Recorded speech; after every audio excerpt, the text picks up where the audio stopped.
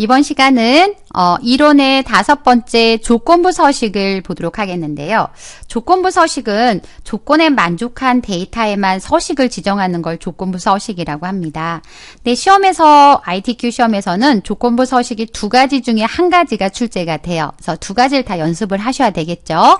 그래서 첫 번째 조건부 서식의 수식을 이용하여 출발 인원 필드에 가서요. 25 이상의 데이터를 찾아가지고 그 행 전체를, 그러니까 25에 해당된 데이터만 서식을 넣는 게 아니라 25보다 큰 데이터 전체 행들을 서식을 파랑색에 굵게 표시하라고 해요. 사실 이렇게 3개의 행에 대한 데이터가 굵게 파랑색이 되겠죠. 근데 내가 임의로 이렇게 선택해서 굵고 파랑색 바꾸시면 안 돼요. 조건부 서식이라는 기능을 사용하시면 됩니다.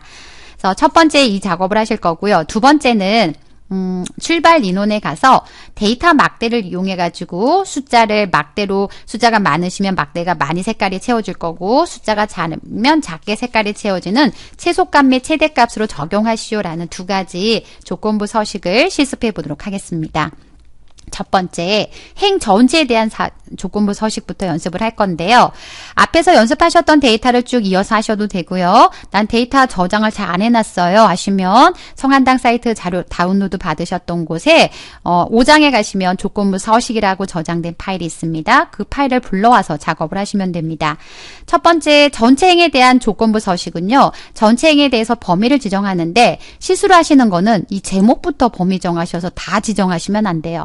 제목은 서식을 넣을 게 아니잖아요. 아래쪽도 사실 서식을 넣을 건 아니에요. 그래서 실제 데이터만 B5부터 J12까지만 선택을 합니다. B5부터 J12까지만 선택을 하시고요.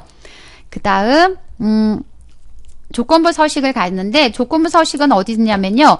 홈 탭에 가보시면요. 홈에 가시면 스타일이라고 있습니다. 홈에 가시면 스타일에 가셔서 조건부 서식을 이용할 겁니다. 그래서 홈에 스타일의 조건부 서식 한번 누르시면 셀 강조 규칙, 상위 하위 규칙, 데이터 막대, 색조 뭐 이런 게 있어요. 근데 수식을 사용하시는 거는 세 규칙을 사용합니다. 세 규칙 누르시고요. 수식은 맨 아래 있어요. 수식을 사용하여 서식을 지정할 셀 결정 누르시고요. 그 다음 아래쪽에 오셔서 수식을 쓴다고 하면 뭐가 필요해요? 등호가 필요하죠. 수식 등호 넣으시고 출발 인원의 첫 번째 데이터 G5셀을 선택하면 $G, $5라고 되어 있어요. 이 달러가 절대 참조잖아요. G5셀 하나만 비교하시면 안 되잖아요. G5, G6, G7, G8 지열에 있지만 5, 6, 7, 8 행에 미친 달라집니다. 그래서 5 앞에 있는 달러를 지우시고요. 그럼 $G, $5로 바뀌었어요.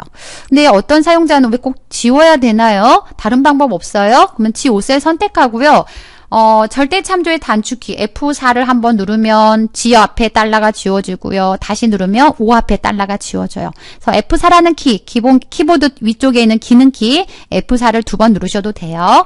그 값이 크거나 같다 25라는 조건을 넣습니다. 25보다 크거나 같습니까? 그러면 서식에 가서요. 문제에서 뭐라고 했냐면 굵게 하라고 했고요. 색깔을요. 표준색에서 꼭 하셔야 됩니다. 파랑이라고 되어 있어요. 파랑. 문제에 나와 있는 색깔을 선택하는데 위에서 임의로 내가 파랑을 선택하면 안 돼요. 꼭 표준색의 파랑을 선택하시고 그 다음 확인 누르시면 이렇게 미리 보기에 이렇게 표시가 될 겁니다. 라고 보이실 거고요. 그 다음 새 서식 규칙에서 다시 한번 확인을 눌러주시면 아까 말씀드린 것처럼 이렇게 3개의 행 전체에 조건부 서식이 들어가 있습니다.